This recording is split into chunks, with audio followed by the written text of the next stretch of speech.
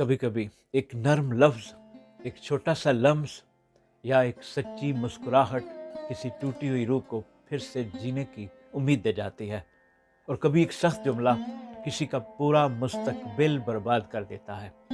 ایک سچا واقعہ جس نے یہ سبق دیا کہ محبت ہر علم سے طاقتور ہے۔ ایک دن ایک ٹیچر اپنی کلاس روم میں داخل ہوئی، چہرے پر مسکراہٹ تھی، لہجے میں پیار تھا۔ اس نے کہا، میں تم سب سے محبت کرتی ہوں۔ مگر یہ جملہ حقیقت پر مبنی نہیں تھا۔ دل کے کسی گوشے میں ایک بچہ ایسا بھی تھا جسے وہ اس محبت سے مستثنا رکھتی تھی۔ وہ بچہ ڈینی، جو ہمیشہ میلے کچیلے کپڑوں میں آتا تھا، جس کی آنکھوں میں اداسی بسی رہتی تھی، جو کبھی کسی سے بات نہیں کرتا تھا، نہ کھیلتا تھا نہ ہنستا تھا۔ اس کی تعلیمی کارکردگی بھی بہت کمزور تھی، تمام ہی استادوں کا رویہ اس کے ساتھ سخت تھا۔ مگر ایک دن اس ٹیچر نے اس کی پرانی رپورٹس دیکھی۔ ڈینی کی فائل میں لکھا تھا، پہلی جماعت، ڈینی ایک ذہین اور منظم بچہ ہے، اپنا کام بہت تیزی سے کرتا ہے۔ دوسری جماعت، ڈینی ایک سمجھدار اور پسندیدہ طالب علم ہے، مگر اپنی ماں کی بیماری کی وجہ سے پریشان رہتا ہے۔ تیسری کلاس، ڈینی کی ماں کا انتقال ہو چکا ہے، وہ کوشش کرتا ہے مگر اس کے والد اس کی پرواہ نہیں کرتے، اگر فوری توجہ نہ دی گئی تو یہ بچہ ٹوٹ سکتا ہے۔ چوتھی جماعت، ڈینی خاموش رہنے لگا ہے، کسی سے دوستی نہیں کرتا، اکثر کلاس میں سو جاتا ہے۔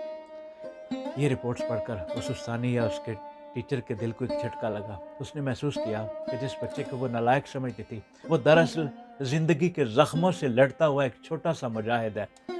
ایک دن اس ٹیچر کی سالگرہ تھی۔ سالگرہ کے دن سب بچے خوبصورت تحفے لائے۔ ڈینی نے دوسرے بچوں سے چھپا کر کچھ استانی جی کو دیا۔ ایک پرانے تھیلے میں ایک ٹوٹی پھوٹی سی مالا اور ایک پرانی عطر کی شیشی تھی جس میں تھوڑا سا عطر موجود تھا۔ تمام کلاس کے بچے یہ دیکھ کر ہنسنے لگے، مگر استانی جی نے وہ مالا فوراً پہن لی اور تھوڑا سا عطر بھی لگا لیا۔ اس لمحے ٹیچر نے ڈینی کی آنکھوں میں ایک عجیب سی خوشی اور چمک دیکھی۔ جب وہ کلاس روم سے باہر جانے لگی تو ڈینی نے کہا، آج آپ کی خوشبو بالکل میری ماں جیسی ہے۔ یہ سن کر استانی کی آنکھوں میں آنسو بہنے لگے۔ اس سے پتہ چلا کہ یہ وہی خوشبو تھی جو ڈینی کی ماں استعمال کرتی تھی۔ اس دن کے بعد اس ٹیچر نے ڈینی پر خصوصی توجہ دینا شروع کر دی۔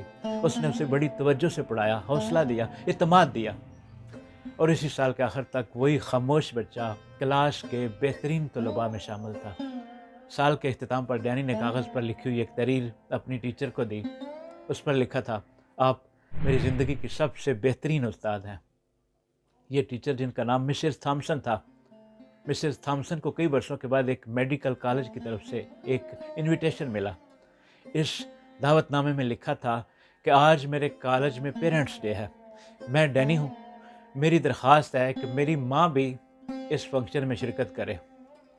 اس تقریب کے دن اس ٹیچر نے وہی مالا پہنی، وہی خوشبو لگائی جو ڈینی نے برسوں پہلے دی تھی، اور اس دن ڈینی کے لیے آنسوؤں کے ساتھ مسکراتی ماں دنیا کی سب سے خوبصورت ماں تھی۔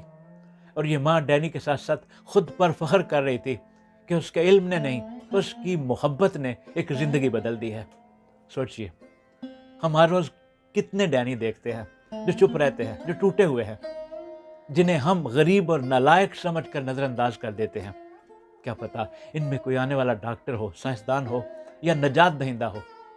ایک استاد محبت سے دنیا بدل سکتا ہے۔ کسی کو تبدیل کرنے کے لیے اس کے دل تک پہنچنا پڑتا ہے۔